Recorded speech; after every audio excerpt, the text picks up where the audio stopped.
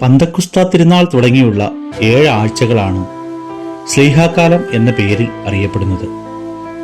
പരിശുദ്ധാത്മാവിന്റെ പ്രവർത്തനങ്ങൾക്ക് പ്രത്യേകമായി പ്രാധാന്യം നൽകുന്ന ഒരു കാലമാണിത്. രക്ഷാകര ചരിത്രവുമായി അഭേദ്യ ബന്ധം പുലർത്തുന്ന ഒരു തിരുനാളാണ് പന്തക്കുസ്ത. ഇസ്രായേൽ ജനം വിളവെടുപ്പിനോടനുബന്ധപ്പെടുത്തി പന്തക്കുസ്ത തിരുനാൾ ആഘോഷിച്ചിരുന്നതായി നാം പഴയ നിയമത്തിൽ വായിക്കുന്നുണ്ട്. പന്തക്കുസ്ത എന്ന പദത്തിന്റെ അർത്ഥം 50 എന്നാണ്.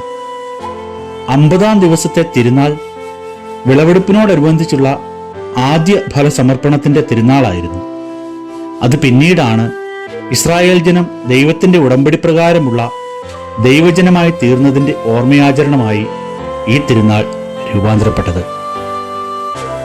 പുതിയ നിയമത്തിൽ ഈ തിരുനാളിന് പുതിയ അർത്ഥം നൽകപ്പെട്ടു.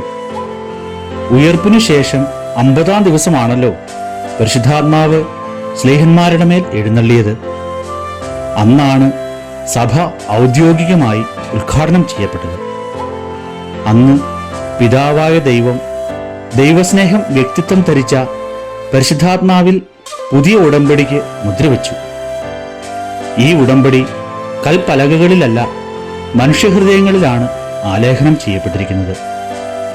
പന്തക്കുസ്തായ്ക്ക് ശേഷമാണ് പരിശുദ്ധാത്മാവിനാൽ പൂരിതരായ ശ്ലീഹന്മാർ പുതിയ ഉടമ്പടിയുടെ സന്ദേശവുമായി ലോകമെങ്ങും പോവുകയും സഭാസമൂഹങ്ങൾക്ക് അടിസ്ഥാനമിടുകയും ചെയ്തത്.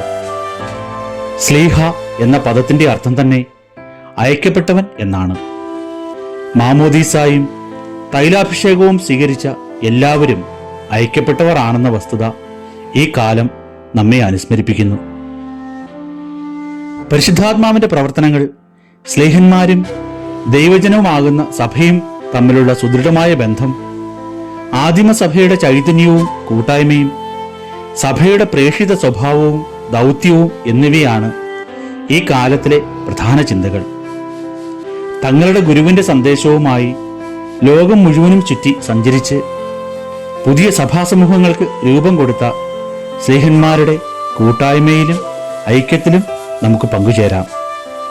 നമ്മൾ പരിശുദ്ധാത്മാവിന്റെ ആലയങ്ങളാണെന്ന സത്യം മുറുകെ പിടിച്ചുകൊണ്ട് അവിടുത്തെ നിരന്തര സഹായത്താൽ നമുക്കും ശ്ലീഹന്മാരെ പോലെ മിശിഹായെ പ്രഘോഷിക്കാം.